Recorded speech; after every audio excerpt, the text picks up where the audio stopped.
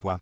C'est précisément ce que vivaient certains croyants dans les premières années du christianisme. L'auteur de l'Épître aux Hébreux, justement, écrit son épître à des gens qui avaient besoin de réétendre la bonne nouvelle de l'Évangile parce qu'ils se décourageaient et abandonnaient le droit chemin de carrière, après avoir abordé de grands arguments théologiques bibliques démontrant la supériorité du Christ et de la foi en lui sur toute autre forme, caractère ou institution du passé dans les 10 premiers chapitres. L'auteur de l'Épître, au chapitre 11, raconte l'histoire biblique en mentionnant de grands personnages qui ont persévéré dans leur foi jusqu'à la fin. Disons que le chapitre 11 de la lettre aux Hébreux est le panthéon des héros de la foi.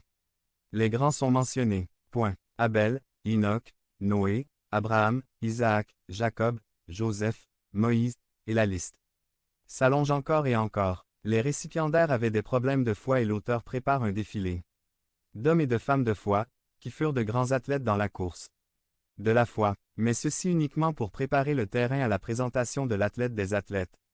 L'auteur et finisseur de la foi, notre Christ suprême. Quand nous arrivons au chapitre 12, il commence par ce connecteur donc, pour nous dire que ce qu'il s'apprête à dire est lié à tout ce qu'il nous a dit jusqu'à présent et que dans le contexte immédiat, cela fait référence à tous ces éléments, des hommes et des femmes, mentionnés au chapitre 11, qui ont persévéré dans la course à la foi, en gardant leur vie et leur confiance dans le Seigneur Jésus-Christ. Et Hébreux 12, 1 NKJV dit, c'est pourquoi nous aussi, qui avons autour de nous une si grande nuée de témoins 894. Cette nuée de témoins ne fait pas référence aux gens autour de vous et de moi. Pourrait-on penser en donnant une lecture superficielle à ce verset? Cette nuée de témoins fait référence aux témoins qu'il vient de nous présenter au chapitre 11 tous les héros de la foi. L'image que nous avons ici est celle d'un stade rempli de gens qui ont couru la course et qui sont désormais dans les tribunes autour de nous. On s'imagine être sur la piste du stade principal où se déroulent les compétitions olympiques. Nous voilà, ceux d'entre nous qui sont encore en vie et qui croient au Christ, sur le point de commencer la course, et autour de nous se trouvent les milliers et les milliers de personnes qui, dans l'histoire biblique, ont parcouru ce même chemin et ont atteint la ligne d'arrivée par la grâce du Christ. Maintenant, ils sont tous autour de nous, témoignant de la grâce multiple de Dieu dans leur vie et dans la nôtre. Chacun est un témoignage et un trophée de la grâce de Dieu. Chacun, par grâce, est resté ferme jusqu'à la fin avec un caractère approuvé pour la gloire de Dieu. Et avec cette image en tête, la parole de Dieu donne 3 instructions à nous tous qui sommes encore sur la bonne voie. Il nous donne 3 actions que nous devons entreprendre pour persévérer dans la foi et grandir dans la grâce et l'amour du Christ. 3 actions pour ceux que Dieu mène jusqu'au bout de la course. Comme il le dit, nous aussi, comme ceux qui sont déjà dans les tribunes, comme témoins de la fidélité du Seigneur, devons être assidus dans la réalisation de ces 3 actions. La première chose est de se débarrasser de ceux qui se cachent. Regardez comment Hébreux 12, 1 BRVC dit. Libérons-nous de tout fardeau et du péché qui nous assaille. Chaque coureur sait que pour aller plus vite, il doit porter le moins de poids possible. J'ai toujours été étonné de voir à quel point les marathoniens sont maigres. Moins vous portez de poids, plus vous avancez vite. Le poids ne nous permet pas d'avancer. Comme c'est arrivé à un pauvre poney que j'ai connu dans mon enfance. Il s'avère qu'ils nous ont emmenés dans un cirque qui avait à sa périphérie un carrousel de vrais poneys. Point. Il avait environ 8 ou 9 ans. Ils nous ont tous répartis sur nos chevaux respectifs. Ils m'ont quitté en dernier. Et, comme je suis né avec 5 kilos, je ne m'en suis jamais complètement remise, vous imaginez ce que j'ai pensé quand on m'a dit que mon poney serait le plus petit de tous. Et je ne peux pas imaginer ce que le poney a pensé quand il m'a vu marcher vers lui. Je montai et il était temps d'avancer sur le carrousel, mais mon poney n'avança pas. Mais descendit. Il ne pouvait pas avancer, le poids excessif sur lui ne lui permettait pas de faire un seul pas. Le poids ne nous permet pas d'avancer. Dans notre foi chrétienne, quel est le poids qui ne permet pas d'avancer dans cette course et de courir avec plus d'agilité? Le passage dit, de mettre de côté le péché qui nous enveloppe. Le péché est ce qui nous gêne. Ainsi, la première action pour rester ferme dans la course à un caractère approuvé est justement d'abandonner, de s'éloigner, de dépouiller, de détruire, d'ôter le péché de notre vie. Je ne sais pas quel est votre combat spécifique. Je ne sais pas avec quel péché particulier vous luttez le plus. La Bible nous dit de faire tout ce qu'il faut pour l'abandonner. Nous détourner, nous éloigner de lui. N'attendons plus. Le moment est venu aujourd'hui de prendre des mesures concrètes dans cette direction. Débarrassons-nous de ce qui gêne. Mais la parole nous exhorte à entreprendre une seconde action. Il ne suffit pas de se consacrer uniquement à se débarrasser du lest, mais il faut continuer à courir en avant, c'est-à-dire courir avec patience. Le verset 12. 1 c'est dit. Et courons avec persévérance dans la course qui nous est ouverte. La Bible est réaliste. Cette course, cette vie, ne sera ni facile ni rapide du tout. La vie chrétienne n'est pas une course de 100 mètres, mais un marathon. C'est pour cette raison que l'Écriture nous dit que nous aurons besoin de patience et de persévérance. De quelle patience nous avons besoin, n'est-ce pas? Aux premières difficultés, on commence à dire « Je n'en peux plus.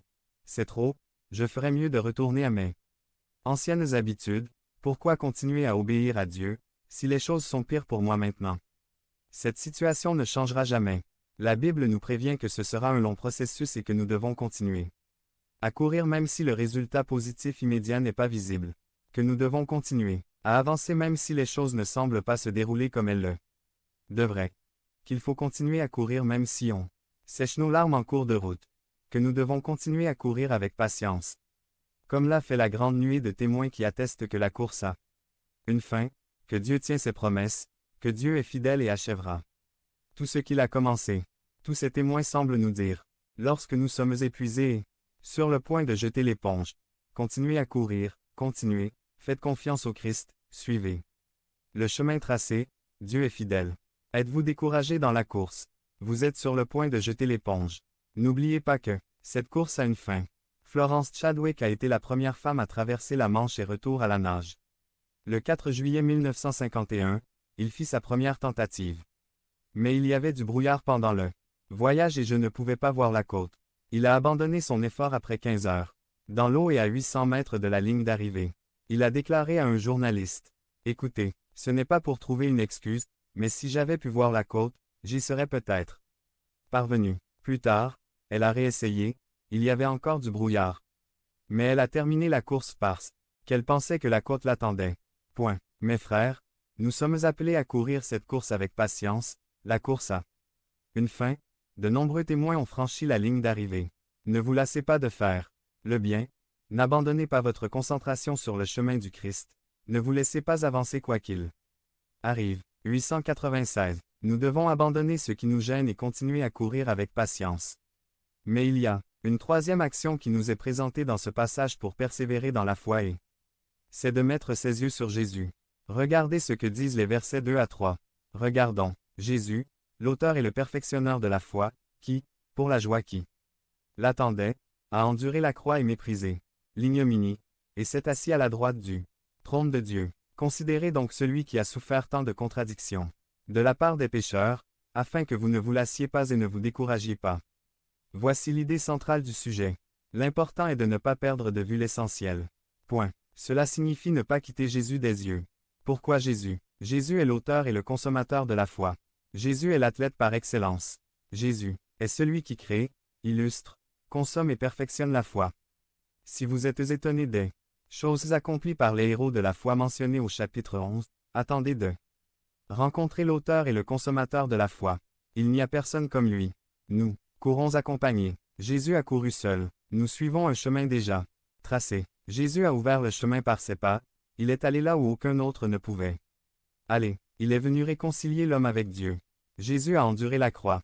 C'est un athlète expérimenté. Jésus avait un seul objectif, la joie du salut pour son peuple. Et il était prêt, pour atteindre cet objectif, à endurer la mort sur une croix et la honte qui vient du fait d'être innocent. Il a subi la croix, les clous, l'asphyxie, le sang perdu, la mort lente et douloureuse. Cette mort était réservée au pire des pires, au pire criminel. Mais il l'a endurée parce qu'il était venu pour faire et accomplir la volonté de son Père et, avec cet objectif en tête, il a continué à courir cette course difficile et tortueuse jusqu'à s'exclamer « C'est fini ». Jésus a terminé la course. Il était assis à la droite de Dieu. Il n'est pas resté pendu sur la croix, mais le troisième jour il est ressuscité et est monté au ciel. Il s'est assis sur son trône à la droite de Dieu, sur toute principauté, nation, peuple ou langue, afin qu'au nom de Jésus, tout genou devrait fléchir et toute langue confesser que Jésus-Christ est le Seigneur à la gloire de Dieu le Père. Jésus garantit que ceux qui s'identifient à lui par la foi terminent également la course. Pour tout cela, nous devons fixer nos yeux sur Jésus.